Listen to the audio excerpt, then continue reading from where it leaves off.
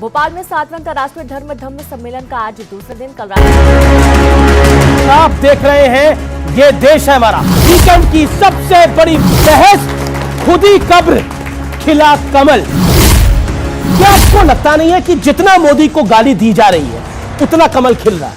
कीचड़ को आप समाप्त नहीं कर सकते, मिलकर के कीचड़ को समाप्त करना पड़ेगा। मतलब सब एक साथ आएंगे तो मोदी हार जाएंगे। यानी मोदी वर्सेस ऑल। राहुल गांधी कहते हैं तू मोदी, तू पिटेगा। ऐसे मार रहे जैसे कुछ फर्क नहीं पड़ता, गोली मार दी, अब में चले जा रहे हैं टहलते हुए। हिंदुस्तान में माइनॉरिटी सुपर क्लास सिटीजन था। शरिया सुप्रीम कोर्ट से ऊपर है कि नहीं? बोलो। नहीं है। मुसलमानों के मौलवियों का सैलरी पंडितों को ठेंगा, मुसलमानों के लिए वक्फ बोर्ड मंदिरों को ठेंगा, मुसलमानों को पहला हक हिंदुओं को ठेंगा। आप देख रहे हैं ये देश है हमारा, अमीश देवगन के साथ। नमस्कार व्यूअर्स, मैं हूं अमीश देवगन और आप देख रहे हैं ये देश है हमारा। ये देश है हमारा में इस हफ्ते दो बड़ी खबरों पर चर्चा होगी। एक तरफ पूर्वोत्तर में बीजेपी का सियासी जलवा कायम रहा। कांग्रेस मोदी की कब्र खोदने का सपना देख रही थी, लेकिन पूर्वोत्तर में खुद ही कांग्रेस की सियासी कब्र खुद गई और वहां एक बार फिर कमल खिल गया।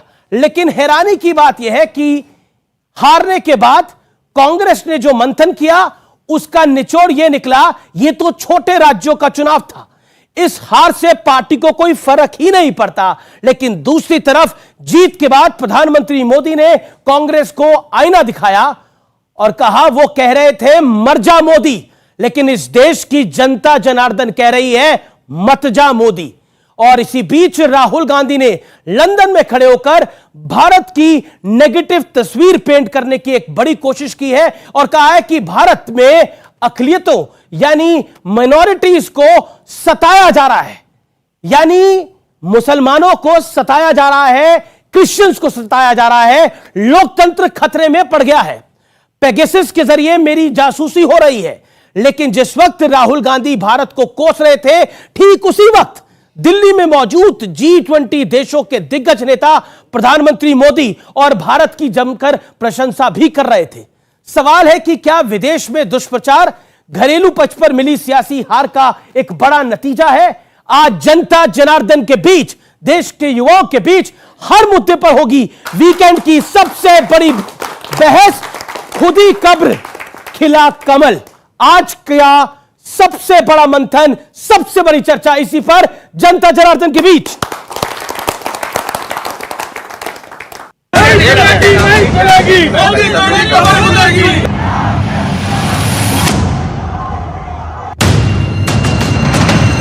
कांग्रेस समेत पूरे विपक्ष की ये मुराद देश की जनता ने पूरी नहीं होने दी। मोदी की कब्र खोदने की ख्वाहिश कर रहे हैं।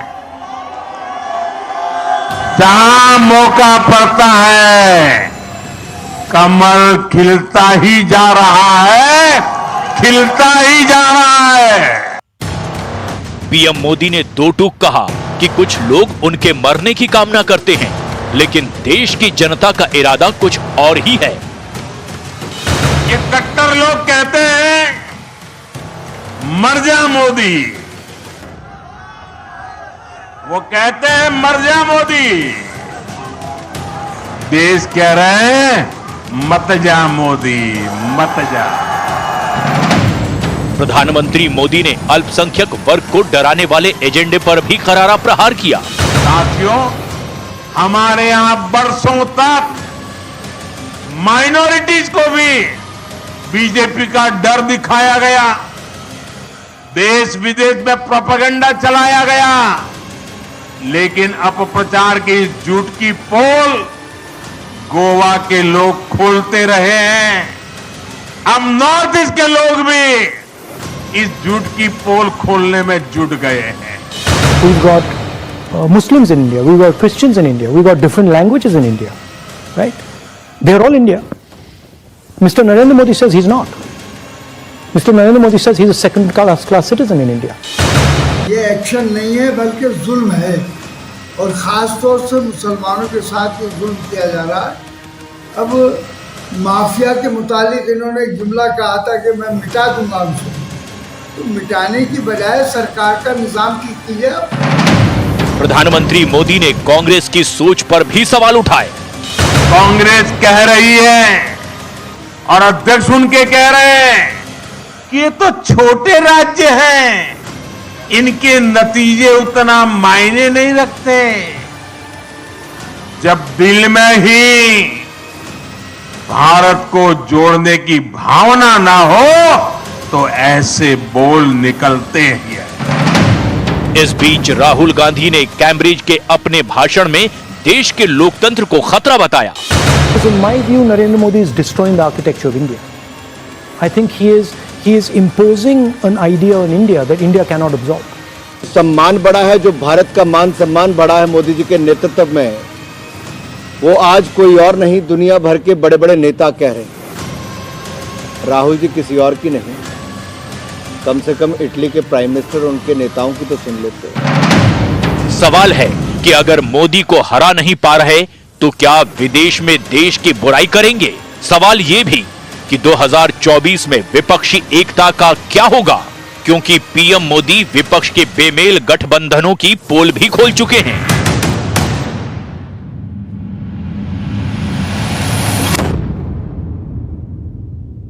तो आज जनता जनार्दन के बीच में इसी मुद्दे पर होगी बड़ी चर्चा। मेरे साथ कौन कौन जुड़ रहा है? मेरे साथ जुड़ रहे हैं सुधांशु त्रिवेदी, बीजेपी के लोकप्रिय प्रवक्ता और सांसद। मेरे साथ जुड़ रहे हैं अतुल लोंदे, कांग्रेस पार्टी के प्रवक्ता और वरिष्ठ नेता। आप दोनों का अभिनंदन है। मेरे साथ अनुराग भदौरिया है, लोकप्रिय प्रवक्ता समाजवादी पार्टी के, उनका अभिनंदन है। मेरे साथ जुड़ रहे हैं प्रोफेसर संगीत रागी, जो कि जाने माने राजनीतिक विश्लेषक हैं। जोरदार तालियां नहीं रुकनी चाहिए। और मेरे साथ जुड़ रहे हैं शराब चौहान, नेता पीस पार्टी के, आपका भी अभिनंदन है। जोरदार तालियां तमाम मेहमानों के लिए और जनता जनार्दन के लिए जोरदार तालियां। आप तमाम लोगों का स्वागत है इस चर्चा के अंदर। लेकिन इस बड़ी चर्चा की मैं शुरुआत करता हूं अतुल जी आपसे, और 50 सेकंड में आपको देता हूं शुरुआत के अंदर। टोटल थी 179 सीट्स, राउंड ऑफ करने 180 सीट, कांग्रेस की आई 8 सीट। लेकिन आपके अध्यक्ष कहते हैं छोटे राज्य थे, छोटे चुनाव थे, इनका कोई फर्क नहीं पड़ता। यानी आप इन 3 राज्यों की नॉर्थ ईस्ट की जनता को माइनस करके चलते हैं। देखिए, ये रानी गैडुल्ली जो थी नागालैंड की, जिनका स्वाधीनता संग्राम में बहुत बड़ा योगदान था, उसे रानी का टाइटल जो है वो नेहरू जी ने दिया था। ये 565 रियासतें जो है वो जोड़ी गई थी, तो भारत एक है, इस तरह से इंटरप्रिटेशन ठीक नहीं है। अब रही बात जो 3 राज्यों के चुनाव हुए, तो मेघालय में 60 सीटें भाजपा ने भी लड़ी, 60 सीटें हमने भी लड़ी। क्या हश्र हुआ सबके सामने है, हमारी सीटें 5 तो भी आई है। जबकि एक्सोडस किया गया, हमारे 21 जो पिछले बार के एमएलए थे वो सारे के सारे लेकर गए।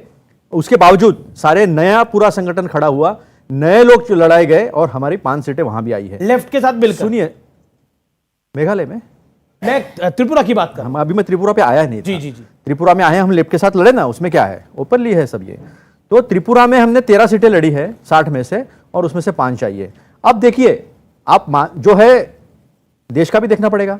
महाराष्ट्र में पिछले 2 साल में जितने भी चुनाव हुए, एक चुनाव छोड़ के सारे चुनाव बीजेपी हार गई। नागपुर में 2 बार हारी, ग्रेजुएट कॉन्स्टिट्यूंसी और टीचर कॉन्स्टिट्यूंसी नागपुर में हारी। जी। सुनो, और अभी कस्बा भी हारी है, जो 30 साल से कभी नहीं हारी थी।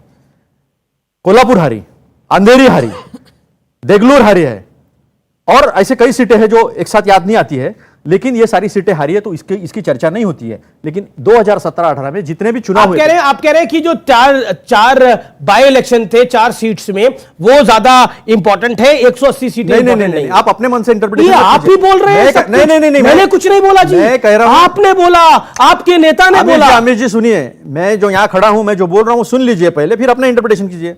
मैंने कहा कि आप पूरे परिप्रेक्ष्य में देखना पड़ेगा चुनाव को।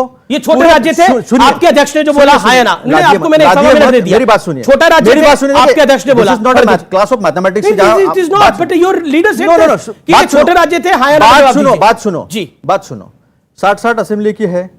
अभी इंटरप्रिटेशन कैसा होता है कि 44 सीटें थी बीजेपी की लास्ट टाइम, अभी 32-33 आ गई है, वोट शेयर भी कम हुआ है। वहां पर प्रज्योत देवबर्मन जो है, उन्होंने 20% वोट लिया, हमने 36% वोट लिया, 56% दोनों का है, 41% वो है।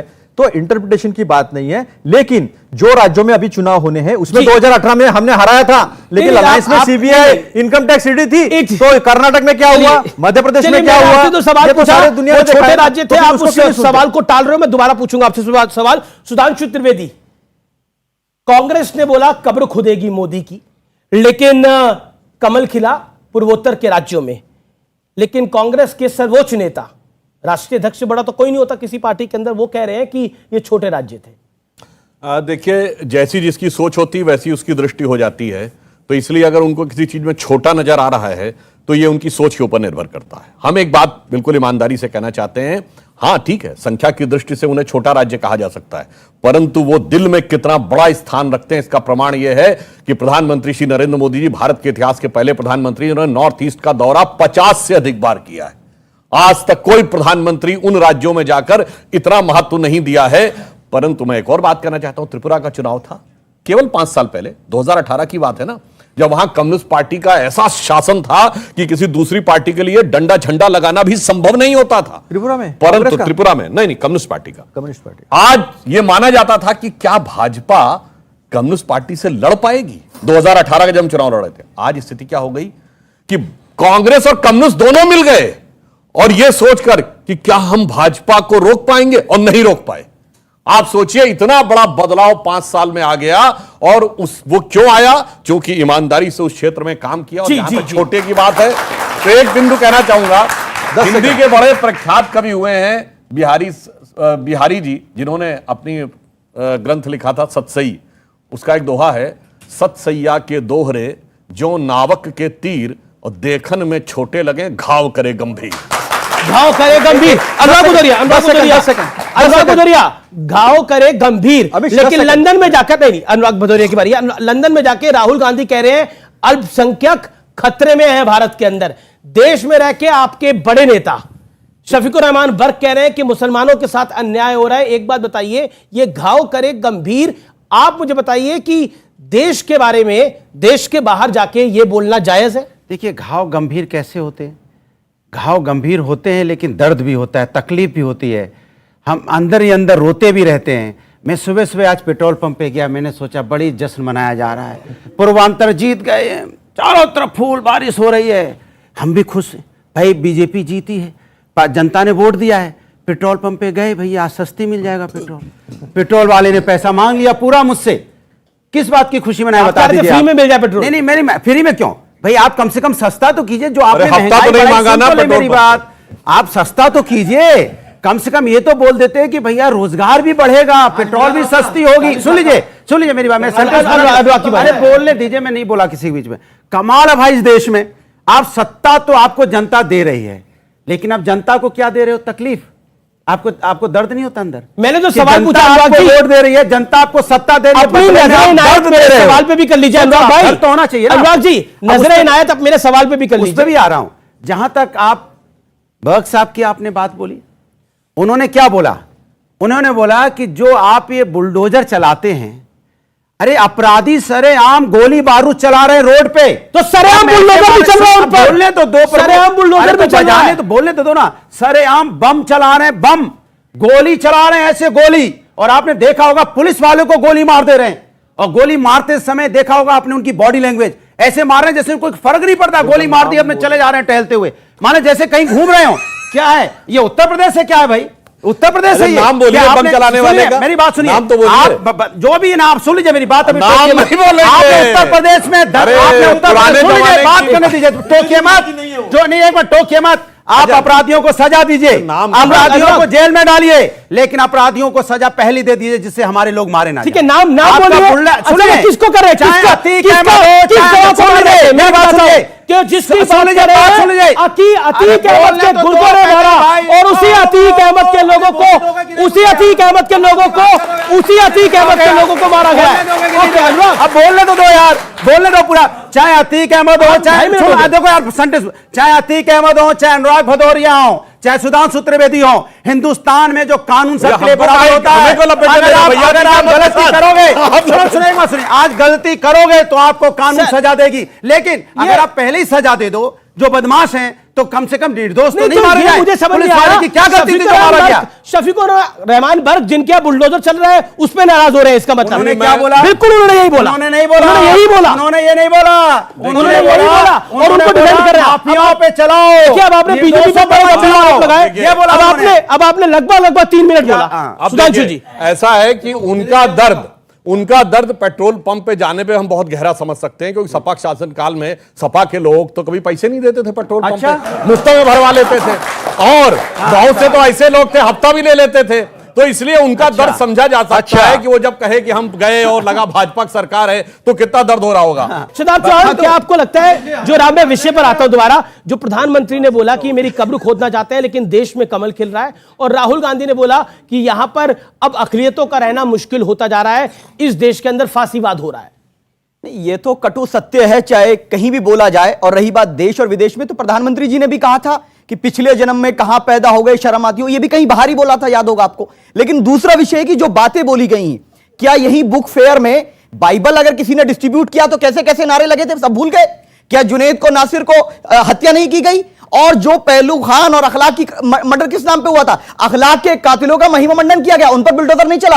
अजय मिश्र टेनी के घर पर बिल्डोजर नहीं चलता है। बिल्डोजर जब चलेगा जिसका पॉलिटिकल गेन होगा। अतीक अहमद पे इसलिए चलेगा क्योंकि बीजेपी कहेगी हमने ये कर दिया। अरे जब माफिया खत्म, 10 सेकंड दीजिए, जब माफिया राज खत्म हो चुका है तो ये रोज नए माफिया कहां से पैदा हो जाते हैं? मैंने जो सवाल पूछा, जो कब्र खोदने की बात थी और जो राहुल जी ने बोला, उस विषय पर आपका क्या कहना है? मैं 30 सेकंड और देता हूं आज के विषय के ऊपर। ये तो बहुत ही स्पष्ट है। प्रधानमंत्री जी ने कहा कि कमल खिलेगा। मैं तो कह रहा हूं जब तक कीचड़ रहेगी कमल खिलेगा, और हमारा लक्ष्य है कीचड़ हटाओ, कीचड़ हटाओ, स्वच्छता लाओ, और जब स्वच्छता आएगी तो भाजपा जाएगी, लेकिन संविधान करा जाएगा। आपने बोला कीचड़, जब तक कीचड़ रहेगा कमल खिलेगा। प्रोफेसर रागी, अब आपकी बारी है, अब नो विल इंटरवीन। प्रोफेसर रागी, देखिए, चूंकि भारतीय राजनीति में विपक्ष जो है वह कीचड़ बन चुका है, इसीलिए भाजपा का कमल खिल रहा है। तो दूसरी बात, देखिए, राहुल गांधी और प्रधानमंत्री जो मेडिसन स्क्वायर पर या बाहर जाकर के जोलते, उसमें बहुत एक गुणात्मक अंतर है। कभी भी भारत के अंदर ये प्रधानमंत्री में नहीं जाकर के कहा कि हमारे यहाँ जातिवाद से ये हो रहा है, वो हो रहा है, एक दूसरे के खिलाफ लोग लड़ रहे हैं। जानते हैं, G20 देश की आज भारत अध्यक्षता कर रहा है, और ऐसे में भारत, नहीं, देख लीजिए, सुन लीजिए, बहुत गंभीर बात मैं कह रहा हूं। पश्चिमी देश ह्यूमन राइट्स मामले को लेकर के और माइनॉरिटी राइट्स को लेकर के बहुत सेंसिटिव होते हैं, और नरेंद्र मोदी जानबूझ करके इस प्रचार को हवा देने के लिए ही कैम्ब्रिज के अंदर जो वामपंथी इस्लामिस्ट तत्व है, वो जानबूझ करके इसको हवा देने के लिए जाकर के कैम्ब्रिज में आयोजन किया गया, और राहुल गांधी वही बात बोलते हैं। दुर्भाग्य है कि जो परसेप्शन राहुल गांधी बनाना चाहते हैं वो भारत की जनता उसको स्वीकार नहीं करती है, और आज के दिन में दुनिया भी स्वीकार नहीं कर रही है। इसलिए आप देख रहे हैं कि यूक्रेन के युद्ध को लेकर पश्चिम के देश, आज बड़े बड़े महारथी पश्चिम के जो राष्ट्राध्यक्ष हैं, वो नरेंद्र मोदी से आस लगाए। बिल गेट्स जैसा व्यक्ति कह रहा है कि हमें भारत से उम्मीद की दृष्टि दिख रही है। तो ऐसे में नरेंद्र मोदी, डिपेंड करता है आप क्या कहते हैं। राहुल गांधी के लिए लोगों ने सोशल मीडिया पर एक चलाया, पप्पू हैं, ये सोशल मीडिया ने चलाया, ये चिपक गया उन पर, क्योंकि उनका व्यवहार ऐसा था। नरेंद्र मोदी के खिलाफ आपने बहुत सारी चीजें चलाई, फेंकू हैं, लेकिन जनता उस चीज को, परसेप्शन को एक्सेप्ट करने के लिए तैयार नहीं होती। तो ये बहुत इंपॉर्टेंट बात है कि आप क्या बोलते हैं। जनता क्रेडिबिलिटी आपकी तय करती है। प्रधानमंत्री की क्रेडिबिलिटी, कोई 9 साल रह करके प्रधानमंत्री देखिए, 10 सेकंड में अपनी बात और कर दिया इन्होंने। 10 सेकंड में अपनी और बात कर रहा हूं। राहुल गांधी कहते हैं कि हमारे खिलाफ पेगासस लगाया। अरे राहुल गांधी के खिलाफ पेगासस लगा करके अपना सॉफ्टवेयर का पैसा कौन बर्बाद करेगा? वो तो रोज ही ऐसे बोलते रहते हैं। आपको याद है, एक बार हवाई जहाज उनका हवा में थोड़ा तैरने लगा था, उन्होंने कहा हमारे खिलाफ जो है वो शडर करने लगा था थोड़ा सा लैंडिंग के समय। उन्होंने कहा मेरे खिलाफ ये DGCA सिविल एविएशन ने पूरा उसकी छानबीन करा ली, पता लगा कि कुछ भी ऐसा नहीं था। तो ये ऐसी हवा बनाने के लिए ये करते रहते हैं। मुझे नहीं लगता है कि उनको गंभीरता से लेने की आवश्यकता है। ओके, मैं अतुल जी आपके पास आता हूं। एक ये इंपॉर्टेंट विषय है, क्या आपको लगता नहीं है कि कांग्रेस पार्टी को अपने गिरेबान में झांकना चाहिए? ये मैं नहीं बोला, राशिद अल्वी आपके वरिष्ठ नेता है, वो कहते हैं कि हमारे कांग्रेसी जो है, हमारी जो कांग्रेस पार्टी आज के दौर में है, वो मेहनत नहीं करना चाहती। ये आपके नेता ही कह रहे हैं। व्हाट यू हैव टू से टू हिम? पहले तो थोड़ा सा सुधांशु जी के कुछ जवाब दे दूं, फिर रागी जी के भी कुछ जवाब दे दूं। बहुत जरूरी है। वो नाले से गैस की बात नहीं बताएंगे। वो मेडिसन स्क्वायर में बैठ के जो बातें की जाती कि 2014 से पहले इस देश में जन्म लेना गुनाह था, तो 2014 से पहले जन्म खुद स्वयं मोदी जी का भी हुआ था। अभी आपने बात की, जो इंसान 4000 किलोमीटर लोगों की नफरत मिटाने के लिए चल के गया, उसके बारे में आप जितना कर लो उतना कम है। उन्होंने क्या कहा कि सेकंड क्लास सिटीजन, मैं बताता हूं, मैं नागपुर से आता हूं। सेकंड क्लास सिटीजन पता है आपको क्या है?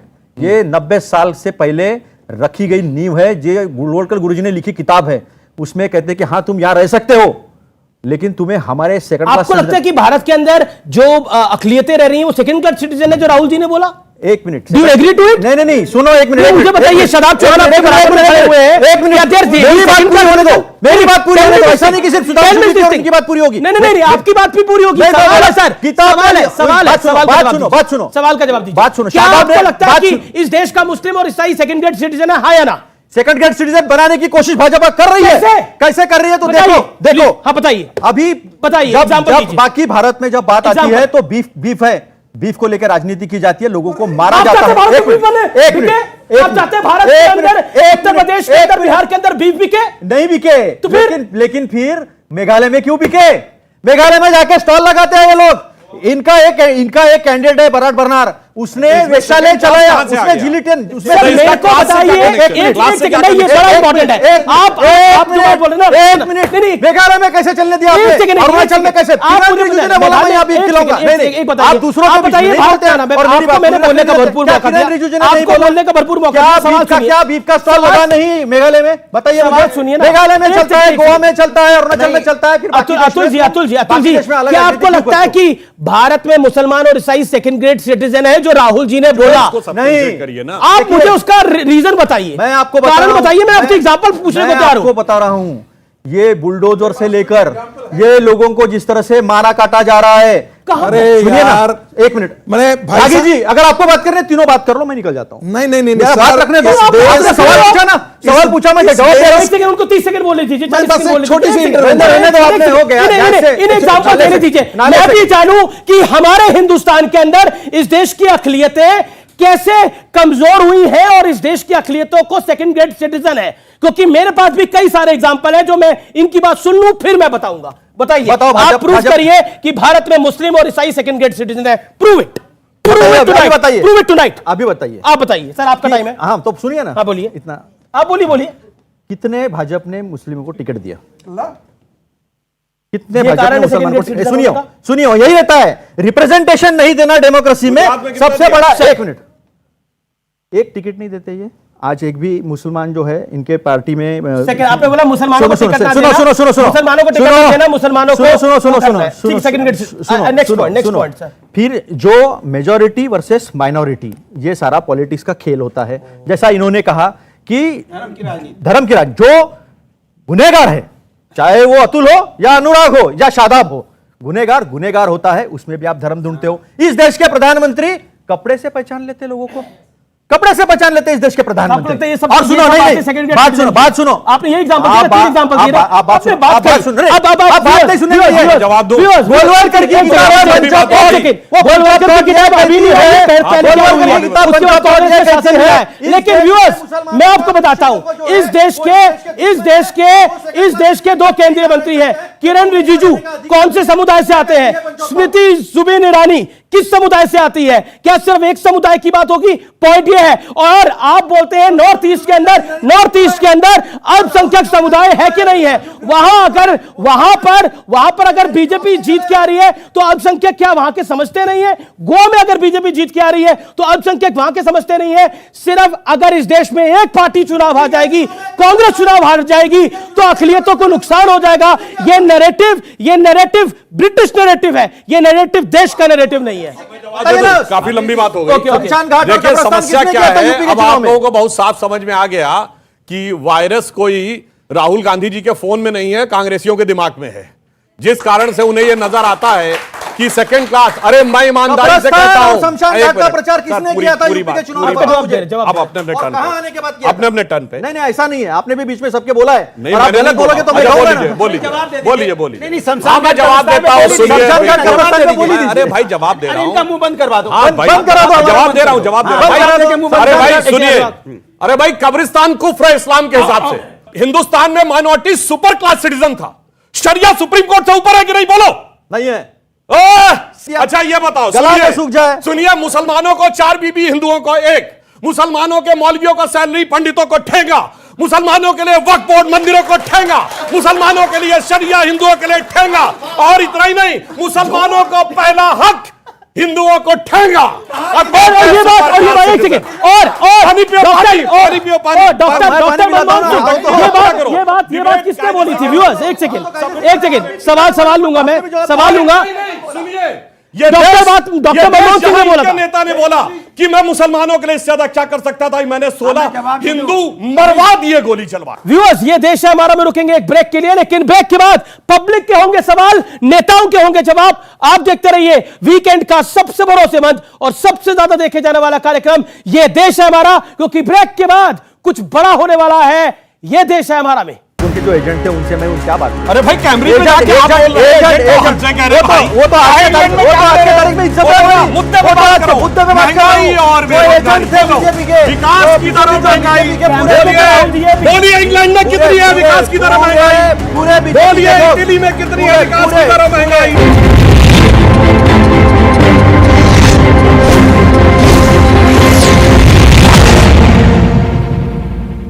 ए लड़की तेरा नाम क्या है, पूछने वाले पूछे तो बता तेरी पहचान क्या है। तेरा नाम गूंजेगा तो उठेगा एक तूफान, हिलेगी जमीन मचेगा घमासान। तेरा नाम गूंजेगा जब हर गली हर मकान में फैलेंगी तेरी बातें हर नुक्कड़ हर दुकान में। पीठ पे सजाए घूमेंगे तेरा नाम, देखेंगे फिर गेम तेरी छोड़ के काम सब। पीठ पे सजाए घूमेंगे तेरा नाम, देखेंगे फिर गेम तेरी। यह है शुरुआत तेरी, अब हर जुबान पे होगी बात तेरी। देखिए पहला टाटा वुमेन्स प्रीमियर लीग 4 मार्च से जियो सिनेमा पर बिल्कुल फ्री। कान्हा बेटा ये सब क्यों? ब्रिटेन में बोले कांग्रेस के वरिष्ठ नेता और सांसद राहुल गांधी। कैम्ब्रिज यूनिवर्सिटी में छात्रों के बीच लगाया खुद के फोन की जासूसी का आरोप। मेघालय में एक बार फिर से सरकार बनाने जा रही national people's party. Bharatiya Janata party ने दिया समर्थन। मुख्यमंत्री कोनराड के संगमा ने राज्यपाल को सौंपा इस्तीफा। नागपुर में संघ प्रमुख मोहन भागवत का बड़ा बयान। बोले कुछ मतलबी लोगों ने ग्रंथों में अपनी तरह से चीजों को डाला, समीक्षा को बताया जरूरी। इंग्लैंड क्रिकेट टीम के पूर्व कैप्टन केविन पीटरसन भारत के दौरे पर। केंद्रीय गृह मंत्री अमित शाह से की औपचारिक मुलाकात। शाह को बताया प्रेरक। बिजनौर में जूते के शोरूम में घुसा ट्रैक्टर, बिना ड्राइवर अचानक हुआ स्टार्ट, बमुश्किल कर्मचारियों ने बचाई जान। भोपाल में 7वें अंतर्राष्ट्रीय धर्म सम्मेलन का दूसरा दिन आज। कल राष्ट्रपति, राज्यपाल, सीएम शिवराज हुए शामिल। द्रौपदी मुर्मू बोली कभी नहीं डूबता धर्म का जहाज। भोपाल में बीजेपी विधायक दल की हुई बैठक। सदन के हालात पर हुई चर्चा। विपक्ष को करारा जवाब देने की तैयारी। गोविंद सिंह ने संसदीय कार्य मंत्री पर किताब फेंककर मारने का लगा आरोप। नरोत्तम मिश्रा बोले हाथ से फिसल गई थी किताब, माफी मांगी। कांग्रेस की एकजुटता पर बीजेपी ने उठाए सवाल। 95 में से सिर्फ 48 कांग्रेसी विधायकों ने अविश्वास प्रस्ताव की सूचना पर किए दस्तखत। बीजेपी ने कसा तंज। सीएम शिवराज ने जन्मदिन नहीं मनाने का लिया फैसला। कहा यह महत्वपूर्ण दिन महत्वपूर्ण कामों के लिए इस्तेमाल हो, इसलिए जन्मदिन नहीं मनाऊंगा। कोर्ट ने 14 साल पुराने मामले में पुलिसकर्मी को सुनाई 1 साल की जेल की सजा। कोर्ट से कैदी भगाने के जुर्म की चलते सुनाई गई सजा। साल 2009 में कैदी हुआ था फरार। जबलपुर में गैस के दाम बढ़ने पर अनोखा विरोध प्रदर्शन। महिला कांग्रेस कमेटी के द्वारा सड़क पर मिट्टी का चूल्हा पर रोटी बनाकर विरोध जताया गया। रायपुर विधानसभा में आर्थिक सर्वेक्षण पेश। मंत्री अमरजीत भगत ने पेश किया आर्थिक सर्वेक्षण। प्रदेश में विकास दर 8% रहने का जताया अनुमान। छत्तीसगढ़ विधानसभा में रेबीज इंजेक्शन की एंट्री। बृजमोहन अग्रवाल के बयान पर सत्ता पक्ष ने मचाया हंगामा। हंगामे के बाद बयान को सदन से विलोपित किया गया। बजट में अनियमित कर्मचारियों को मिल सकती है सौगात। पीसीसी अध्यक्ष मोहन मरकाम का बड़ा बयान। अनियमित कर्मचारियों की मांगों पर लग सकती है मुहर। दिल्ली में राज्यपाल बिस्वा भूषण हरिचंदन ने की मुलाकात। राष्ट्रपति भवन में राष्ट्रपति द्रौपदी मुर्मू से की मुलाकात। राज्य के मुद्दे पर दोनों के बीच हुई बातचीत। दुर्ग में बीजेपी कार्यकर्ताओं की हुई बैठक। 15 मार्च को विधानसभा घेराव की रणनीति बनाई। सरगुजा दौरे पर बीजेपी प्रदेश प्रभारी ओम माथुर पार्टी कार्यकर्ताओं के साथ चुनाव पर मंथन। अरुण साव, पवन साय, रामविचार नेतान सहित बड़े नेता हुए शामिल। कवर्धा में दो समुदायों के बीच विवाद, एसपी, एएसपी समेत कई पुलिस कर्मचारी घायल। गोंगपा कार्यकर्ताओं के साथ झड़प। इंदौर के होलकर स्टेडियम में ऑस्ट्रेलिया की बड़ी जीत, 9 विकेट से। तीसरे टेस्ट में टीम इंडिया को दी मात। भारत का WTC के फाइनल का बढ़ा इंतजार। इंदौर के होलकर की पिच खराब, आईसीसी ने पिच को दिए 3 डिमेरिट अंक। कप्तान रोहित और स्मिथ के बीच बातचीत के बाद लिया गया फैसला। नवाजुद्दीन सिद्दीकी का भाई से बढ़ा विवाद। फैजुद्दीन ने मां से मिलने पहुंचे नवाजुद्दीन को घर के बाहर रोका। तबीयत खराब होने की जानकारी पर मिलने गए थे अभिनेता। जया बच्चन पेपराजीज पर मेहरबान तस्वीरें खिंचवाई और बात भी की। डांट लगाने को लेकर ट्रोल होती रही है जया।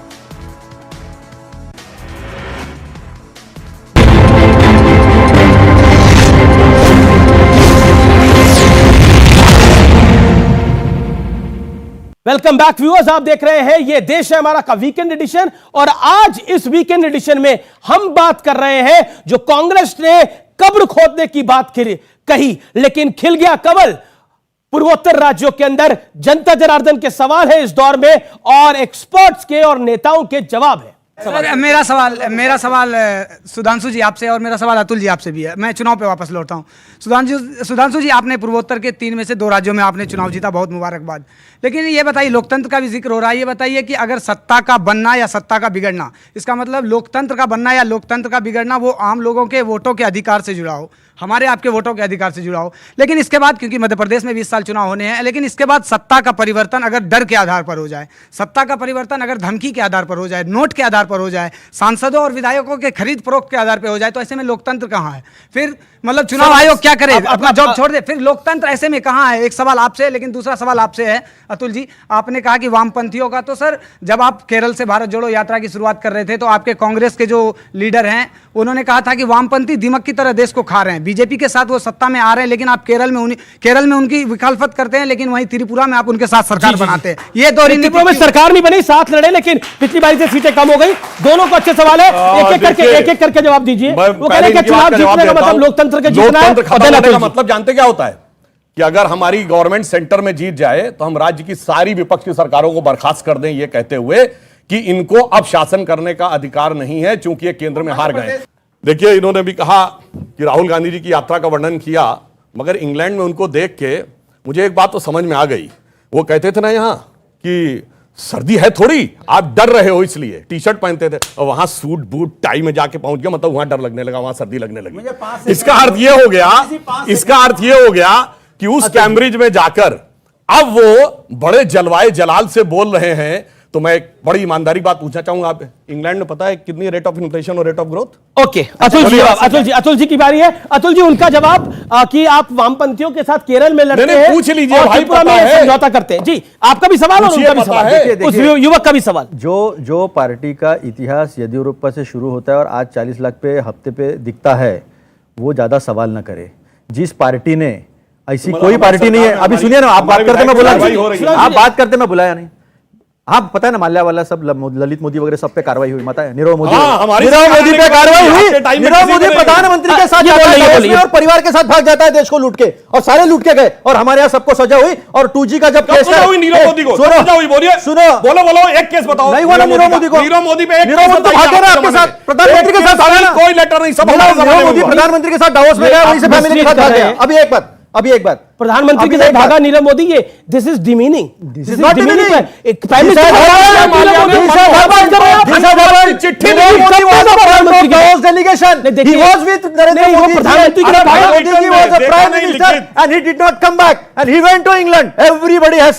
छोड़ो, वो माल्या तो कान में बता के गया, कान में बता के गया माल्या, 9 बैग भर के गया, इंपाउंड नहीं कर पाए पासपोर्ट, ये बता रहे हमें। और अभी चल रहा है 12 लाख करोड़ का तो हुआ ही है, पता नहीं वो कब जाएगा। तो सबसे पहली बात इन्होंने कहा हमारे ऊपर वामपंथी का लगाया, उस बच्चे ने लगाया, सम्मान करता हूं, वो सवाल पूछ रहा है वो। लेकिन ये पार्टी 1989 से, सुनो ना, 1989 से ऐसी कौन सी पार्टी है भैया सवाल टीडीपी जवाब दर्द होता है यार, सही बताया तो तकलीफ होती है, तकलीफ होती है। सुनो सुनो, ये सब पार्टियों से मिलकर बर्खास्त करना कोई डर नहीं, एक मिनट, मतलब सीधे सरकार डिसमिस, कोई वो नहीं है, वो तो कोई इश्यू नहीं। वो छोड़ो, 77 में इनकी सरकार आई थी, सरकार आते बराबर 1 महीने के अंदर 9 सरकारें जो है मोरारजी देसाई इनके थे, मोरारजी देसाई इनके थे, जनता पार्टी के थे भाई, भाजपा के नहीं थे, जनता पार्टी के थे, भाजपा के नहीं थे, इनके नहीं थे। देखो इतिहास का क्या, अरे भाई हम क्या जब आप इनके भाजपा ही मोरारजी भाई तो पूरे विपक्ष के थे, मोरारजी भाई तो पूरे विपक्ष के थे, कांग्रेस के थे। सुनो सुनो, मैं बोलूं एक सेकंड, आप उसकी बात का जवाब। इन्होंने अटल बिहारी वाजपेयी से लेकर सबको नकार दिया कि वो बीजेपी के नहीं थे। जनता पार्टी पूरे देश को मालूम है। अभी मुझे एक बात बताओ, ये पार्टी वाम दलों से लेकर जेडीयू से लेकर आरजेडी से लेकर सारे पार्टियों के साथ बैठी हो, यहां तक कि पीडीपी के साथ बैठ के जब स्वेरिंग इन हो रहा था मुफ्ती मोहम्मद सईद जी का कश्मीर में, तब उन्होंने पाकिस्तान को धन्यवाद दिया था और वहां मोदी जी बैठे थे देश के प्रधानमंत्री, तब सवाल नहीं पूछना हुआ मीडिया को कि देश की बेइज्जती हो रही है। अमित शाह से सवाल पूछा था, मैं नहीं पूछा था। देखिए मैं नहीं पूछा था सवाल, मैंने एक बार नहीं 3 बार पूछा था। एक सेकंड, आपने क्योंकि मीडिया की बात करी, मैंने ही अमित शाह से सवाल पूछा था और 3 बार सवाल पूछा था। अब आपसे मैं सवाल पूछ रहा हूं, लेफ्ट के साथ आप केरल में लड़ते हैं और यहां समझौता करते हैं और समझौता करने के बाद भी त्रिपुरा में पिट जाते हैं, जवाब दीजिए इस बात। ऐसा है कि एक आध इलेक्शन हार गए, आप पिट गए, क्यों? राजस्थान में नहीं पिटे, छत्तीसगढ़ में बुरी तरह नहीं पिटे, मध्य प्रदेश में नहीं। सुनिए, उस बच्चे का एक सवाल था, दोबारा चुनाव आ रहे हैं, बच्चे का एक सवाल था, इनके अलायंस में कोई बच्चा नहीं है अभी 5 राज्यों में चुनाव हुआ, सीबीआई, इनकम टैक्स लगातार बोल रहे हैं, बचे हुए हैं 5 राज्यों में। पिछले 3 महीने में 5 राज्यों में चुनाव हुआ है, क्योंकि रिपोर्ट कार्ड की बात हुई तो प्रोफेसर रागी रिपोर्ट कार्ड की बात कर लेते हैं। पिछले 3 महीने में 5 राज्यों में चुनाव हुआ और लगभग 5 राज्य बड़े राज्य थे, जिन 5 राज्यों की मैं बात कर रहा हूं उस, और अगर हम और शामिल कर लें तो फिर उत्तर प्रदेश और उत्तराखंड और पंजाब भी आ जाता है, गोवा भी आ जाता है। अगर पिछले 1.25 साल की बात कर लें, कांग्रेस कितने राज्यों में चुनाव जीती है? और ये कह रहे हैं कि एक राज्य में अगर कोई चुनाव जीत लेता है तो वो सही होता है। राष्ट्रीय दल भी कहते हैं कांग्रेस की मेहनत नहीं करते, ये राष्ट्रीय दल भी कहते हैं ये कोई बीजेपी का व्यक्ति नहीं कह रहा। मैं सीधा रुख करता हूं, ये ऐसा एक सेकंड, ये क्या है कांग्रेस? आप एज अ पॉलिटिकल एनालिस्ट, क्या कांग्रेस रियलाइज नहीं कर रही उसकी जमीन खिसक चुकी है? क्योंकि मल्लिकार्जुन खड़गे ने बहुत इजीली बोल दिया छोटे राज्य। पॉलिटिकल एनालिस्ट है? नहीं, देखिए अमित जी, पॉलिटिकल एनालिस्ट, देखिए अमित जी, ऐसा नहीं कि कांग्रेस रियलाइज नहीं कर रही है, लेकिन कांग्रेस को पता ही नहीं लग रहा है कि हम करें तो क्या करें। कांग्रेस के पास कोई ऐसा प्रयोग करने के लिए, कोई ऐसी जिसको कहते हैं ना आउट ऑफ बॉक्स थिंकिंग करना। एक मिनट, हिमाचल में मैं बता रहा हूं, हिमाचल में भारतीय जनता पार्टी, हिमाचल में भारतीय जनता पार्टी को 34,000 कम वोट मिला पूरे टोटल में। पिछले साल कितना ज्यादा मिला? सुन लीजिए एक मिनट, इसके पहले कितना मिला था ज्यादा? लेकिन हमने आपके बीच में नहीं बोला था, आप कुछ भी इंटरप्रिटेशन बोल लीजिए। तो आप इस पे आप उसको तो कर रहा हूं, आप उस पर बहुत ज्यादा गौरवान्वित मत होइए। मैं सिर्फ इतना कह रहा हूं कि भारतीय जनता पार्टी को हराना है, भारतीय जनता पार्टी को हराना है तो आपको नया विमर्श खड़ा करना पड़ेगा, नए नेतृत्व खड़ा करना पड़ेगा। आप भारतीय जनता पार्टी को हराना चाहते हैं तो लीडरशिप, आइडियोलॉजी, मोदी को गाली देकर सक्सेसफुल हो सकता है? देखिए, मोदी को गाली क्यों देते हैं? उनको लगता है मोदी आइकॉनिक फिगर हो गए हैं और मोदी को हम डिमीन कैसे करें। अब आप राजनीति के मैदान में तो उनको आप पटक नहीं पा रहे हैं, इलेक्टोरल बैटल में आपको हर जगह वो पीट दे रहे हैं, तब आप अपनी असभ्य भाषा से आप उनको बात करना चाहते हैं। राहुल गांधी कहते हैं तू मोदी, तू पिटेगा, लाठी डंडे से पिटेगा। ये एक मिनट नहीं, अमित जी 10 सेकंड अमित जी। मेरा सवाल ये है कि आपने जैसे बात करी कि पार्टी को लेकर लांछन लगाए जा रहे हैं और सर ने बोला कि जब तक कीचड़ रहेगी तब तक कमल खिलेगा ही। तो सर, जब तक पार्टी दूसरे के ऊपर लांछन या कीचड़ उछालती रहेगी तब तक भी कमल खिलेगा। और दूसरी बात सर, जैसे हम राहुल गांधी की बात करें, उन्होंने भारत के माइनॉरिटी के ऊपर टिप्पणी करी, लेकिन सर यहाँ पे कोई ऐसा माइनॉरिटी नहीं है जो खतरे में है। ये खुद माइनॉरिटी भी कह सकते हैं, कोई खतरे में नहीं। अरे मार्क टुली कहते हैं, बीबीसी के बड़े पत्रकार हुए, उन्होंने किताब लिखी, उनकी एक बड़े पत्रकार है, उन्होंने किताब लिखी, उन्होंने बोला कि 72 के 72 फिरके अगर मुसलमानों के कहीं देखने को मिलते हैं वो हिंदुस्तान में देखने को मिलते हैं, वो किसी इस्लामिक देश में नहीं देखने को मिल सकते, क्योंकि ये हिंदुस्तान है इसलिए यहां पर देखने को मिलते हैं। ये मार्क टुली का कोट है। सरदार मैं जी, ही कहाँ आया हूं? विपक्ष क्यों मोदी की कब्र खोदना चाहता है? कांग्रेस ने नारे लगाए मोदी तेरी कब्र खुदेगी, लेकिन जनता ने कब्र खिला दिया।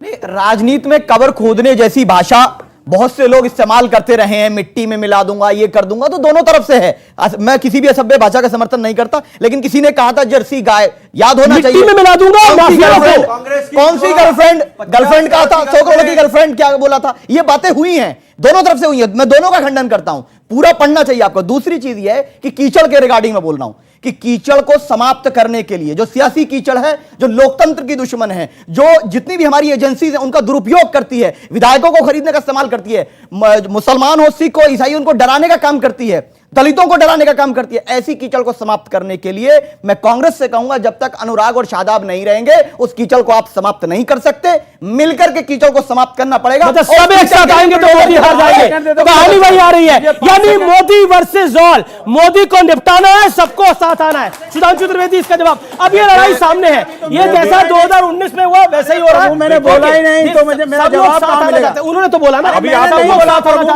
मोदी को निपटाने के लिए बोला जवाब मेरा मिल रहा है। इन्होंने गुजरात चुनाव में कहा कि मोदी जी को औकात दिखा देंगे, औकात जनता ने दिखा दी। इस चुनाव में कहा कब्र खोदने को, तो किस हालत में पहुंच गया। मगर एक बात मैं मानूंगा, मोदी जी के प्रति कितनी भी घृणा बढ़ी हो, इनके मन में कितना वैमनस्य हो, गाली बक रहे हो, मगर अपने वोट को पूरा ध्यान रखते हैं। इन्होंने ये नहीं कहा मोदी जी भस्म हो जाएंगे, ये नहीं कहा मोदी जी का नाश होगा, कहा मोदी जी की कब्र खुदेगी, यानी अपने वोट का पूरा ध्यान रखते हैं गाली बकने में भी।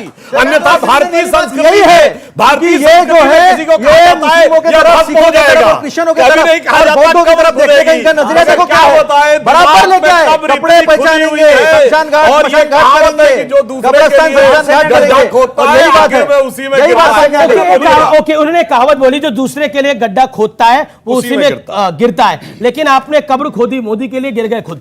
ऐसा है कि जो गड्ढा बीजेपी देश की जनता के लिए महंगाई और बेरोजगारी खोद रहे ना, 2024 में उसी गड्ढे में ये बीजेपी जाने वाली है, क्योंकि तकलीफ जनता को जो है देकर कोई खुश नहीं हुआ है। और एक बात, हर बात के लिए जब हम बात करते हैं, अच्छा, ब्रिटेन के जो बर्तानियों लोगों के जो एजेंट थे उनसे मैं क्या बात करूं? अरे भाई कैम्ब्रिज में जाके आप बोल रहे हैं, वो तो आज के तारीख में इज्जत है, मुद्दे पे बात करो, मुद्दे पे बात महंगाई और एजेंट थे बीजेपी के, विकास की दर महंगाई, बोलिए इंग्लैंड में कितनी है विकास की दर महंगाई, पूरे बोलिए इटली में कितनी है विकास की दर महंगाई, पूरे पाकिस्तान श्रीलंका की बात कर रहा हूं, जहां से ज्ञान दिया वहां बोलो। एक सेकंड, अच्छा आप एक सेकंड, इटली आपने बात बोली, देखिए आप मोदी जी की बात ना मानिए, इटली की प्राइम मिनिस्टर आई और उसने बोला कि मोदी की जो ग्लोबल रैंकिंग है वो इतनी अच्छी है और हम सबको बहुत अच्छा लगता है प्रधानमंत्री मोदी से मुलाकात करके, he is one of the powerful leaders of the world, और उनको वो ग्लोबल रैंकिंग में सबसे ज्यादा लोकप्रिय हैं।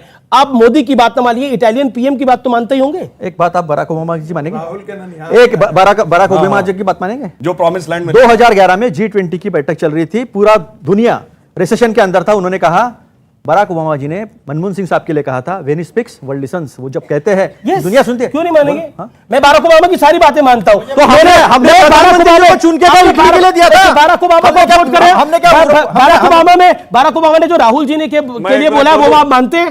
एक सेकंड, बराक ओबामा ने जो राहुल जी के लिए बोला वो आप मानते हैं? एक मिनट अमित जी, क्योंकि बराक ओबामा की बात हुई है, प्रधानमंत्री और बीजेपी को जनता ने इसलिए चुन के नहीं दिया था कि महंगाई इटली की दिखाएंगे, लंदन की दिखाएंगे, देश की महंगाई कम करने के लिए दिया था। एक सेकंड, कहां गया? सर 2 करोड़ आपने बराक ओबामा, आपको जाना भी है, आपने बराक ओबामा को 2 बार कोट, आपने बराक ओबामा को कोट किया, आपने बोला बराक ओबामा को मानते हैं, उन्होंने मनमोहन सिंह की तारीफ करी। मैंने पूछ रहा हूं, मैं जनता के सामने पूछ रहा हूं, सवाल का जवाब मिलना चाहिए ना।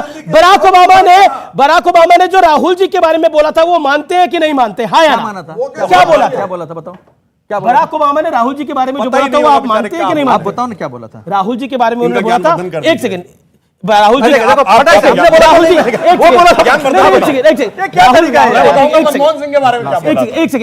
राहुल जी के बारे में उन्होंने बोला था कि वो अपने आप को कॉम्पिटेंट दिखाने की कोशिश करते हैं लेकिन उतने हैं नहीं।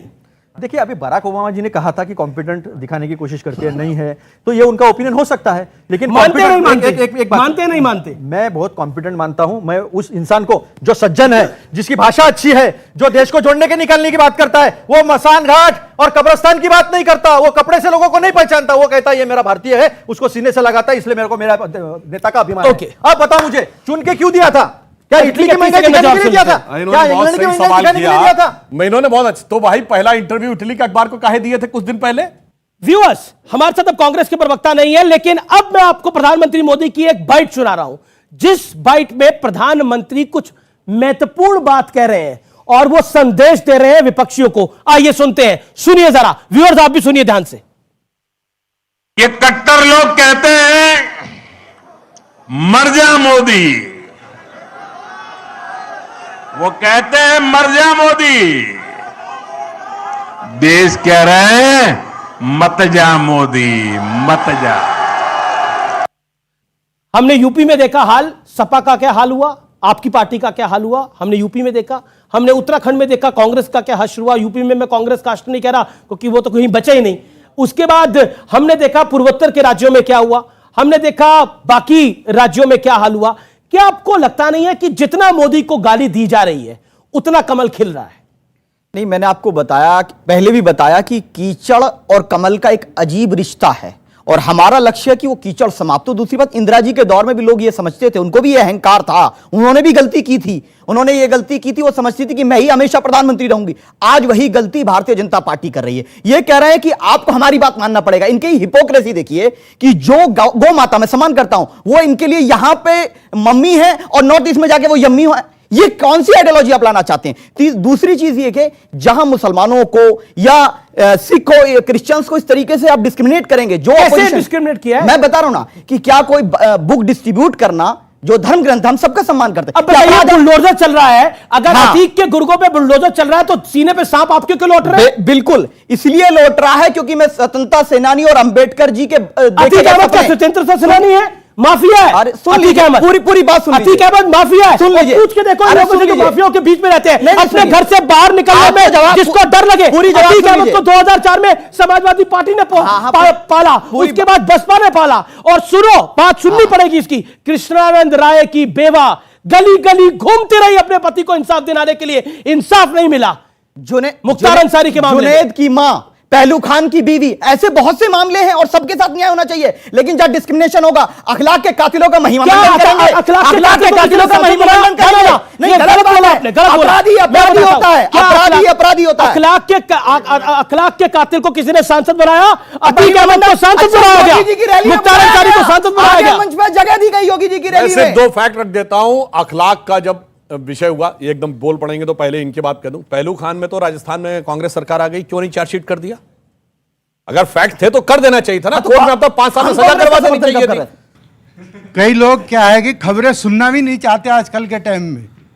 बुरा उनको लग रहा है कि मुस्लिम ऐसे, मुस्लिम वैसे, या ईसाई के ऊपर ऐसे हो रहा है। आप मेरे को एक बात का जवाब दे सकते हैं? एक अभी हमारे इधर से ही किसी बहन ने या बेटी ने बोला था कि दिल्ली में सरकार क्यों नहीं है, दिल्ली में मौलवियों को तनख्वाह मिलती है, पुजारियों को क्यों नहीं मिलती? इस बात का कोई आंसर दे सकते हैं? सर, उनको जो सैलरी मिलती है वो वक्फ बोर्ड के जरिए मिलती है। और वक्फ बोर्ड क्या होता है कि मुसलमान ने, किसी भी व्यक्ति ने अपने धर्म की सेवा के लिए कोई प्रॉपर्टी दान कर दी, सरकार से नहीं लिया, उसी प्रॉपर्टी से किराया आता है, उसी से दिया जाता है। दूसरी चीज, और हिंदू धर्म में भी, हिंदू धर्म में ट्रस्ट होते हैं। राम मंदिर का जो वो है, राम मंदिर ट्रस्ट का जो अध्यक्ष है वो वहां का डीएम है। बीजेपी। अरे भाई ये बताइए, आज पता है आपको सरकार के बाद सबसे ज्यादा जमीन किसके पास है?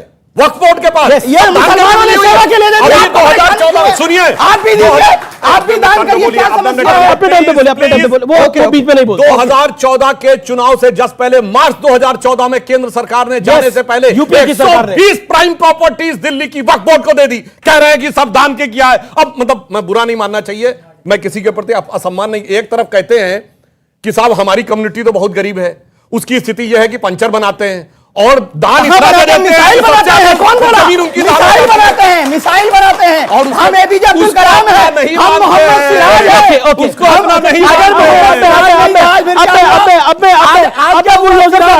नहीं देखिए आखिरी दौर है, बिल्कुल हम जीत जाते। अब माइक से उतनी आवाज आती है, और कह दूं, देखिए, अच्छा ठीक है, बुलडोजर जी। यहां पर ईसाइयों के लिए भी दर्द नहीं है। वहां पे केरल में फादर जोसेफ का हाथ काट दिया गया था, उनसे मिलने कोई नहीं जाता है, क्योंकि काटा था कट्टरपंथी इस्लामी। आप चले जाते। यहां पर हकीकत में मुस्लिमों के लिए भी दर्द नहीं है, देशभक्त मुस्लिमों के लिए। अगर कश्मीर में इंस्पेक्टर अयूब पंडित को मार दिया था जुमे की नमाज के बाद उन्मादी भीड़ ने, कोई उनके घर नहीं गया था। भारतीय सेना का जवान औरंगजेब मार दिया गया था, कोई नहीं गया था। उत्तर प्रदेश में एनआईए का तंजील अहमद मार दिया गया था, कोई नहीं गया था। इसलिए मैं कह रहा हूं, इनको सिर्फ अपराधियों और आतंकवादियों से मोहब्बत है, न हिंदू, क्रिश्चियन, मुस्लिम जैसा कोई चीज नहीं है। ओके ओके, ये बुलडोजर को एक संकेत बना दिया गया है कि बुलडोजर एक कौम के खिलाफ है। लगातार समाजवादी पार्टी के सांसद भी यही बात कह रहे हैं, शदाब चौहान भी यही बात कह रहे हैं। देखिए अमीश जी, जब टाडा को रिपील करने की बात की गई थी तो कांग्रेस पार्टी और जितने अपोजिशन पार्टी थे सब वही कहते थे कि सिर्फ मुसलमानों को फंसाया जा रहा है। जब कांग्रेस पार्टी सरकार में 2004 में आ गई, उसके बावजूद भी जो जेल जाने वाले थे आतंकवादियों के नाम पे, वो कौन थे? वो सारे मुस्लिम ही थे। 85% जो जेल में बंद हुए आतंकवादी गतिविधियों में, वे सारे मुस्लिम थे। और बुलडोजर की मैं इसलिए इसकी तारीफ करूंगा कि एक कहावत है, संस्कृत की एक सुभाषित है, सठम साठ्यम समाचरेत। दुष्ट को उसकी दुष्टता उसका दंड देना ही आवश्यक है। आप अतीक अहमद जैसे गुंडे और इस प्रकार के हत्यारे के साथ आप कानूनी रास्ता, जो सामान्य कानून की प्रक्रिया है, उसको अपनाने की कोई आवश्यकता नहीं है। ये आप कह रहे हैं? बिल्कुल मैं कह रहा हूं, बिल्कुल कह रहा हूं। ये मुख्तार अंसारी जी जो थे, जी बोल रहा हूं, क्यों जानते हैं? वो कहां पे जाके जेल में सरेंडर किए थे? पंजाब में। ठीक है, क्यों? और कहते तबीयत नासाज है। यानी आप ये समझिए कि कांग्रेस और विपक्षी दलों में, सपा में कैसा वो है कि जो यहां माफिया है वो वहां पर कांग्रेस पार्टी के, सुनिए, कांग्रेस कांग्रेस ये क्या है, पूर्ण सानिध्य में स्वास्थ्य लाभ कर रहे थे। चलिए सुनिए, स्नेहपूर्ण सानिध्य में स्वास्थ्य लाभ कर रहे थे, और जैसे ही यूपी आते हैं उनकी तबीयत बिगड़ने लगती है। यही तो समस्या है। ठीक है, लेकिन देखिए, मैं तो पठान फिल्म का एक डायलॉग बोलूंगा कि कुर्सी की पेटी बांध लीजिए, मौसम बिगड़ने वाला है। और मौसम इसलिए बिगड़ने वाला है क्योंकि 2024 का चुनाव आने वाला है, इसलिए सब नेता मौसम बिगाड़ने का पूरा प्रयास करेंगे। लेकिन आपका बहुत बहुत शुक्रिया। लेकिन सेकुलरिज्म की बात हुई तो मुझे एक बात याद आ गई। शरद राव पवार, सबसे बड़े सेकुलर नेता, सबसे वरिष्ठ सेकुलर नेता इस देश के, उन्होंने बोला कि जब बॉम्बे में बम ब्लास्ट हुए तो मैंने झूठ बोला, हिंदू इलाकों में भी हो गए हैं, कुछ हिंदू लड़कों ने भी बम ब्लास्ट करे हैं, क्योंकि मुझे सांप्रदायिक सौहार्द बनाना के लिए यह कहना पड़ा। सोचिए, इस देश में सेकुलरिज्म की परिभाषा यह है जिसमें एक मुख्यमंत्री ने खुला झूठ बोला और कहा कि हां मैंने यह झूठ बोल दिया था क्योंकि मुझे उस समय माहौल को संभालना था। सोचिए सेकुलरिज्म के सूरमा किस हद तक गए हुए हैं। मैं अपनी वाणी को यहीं विराम देता हूं। उम्मीद है आज का कार्यक्रम आपको पसंद आया होगा। नमस्कार, जय हिंद, वंदे मातरम।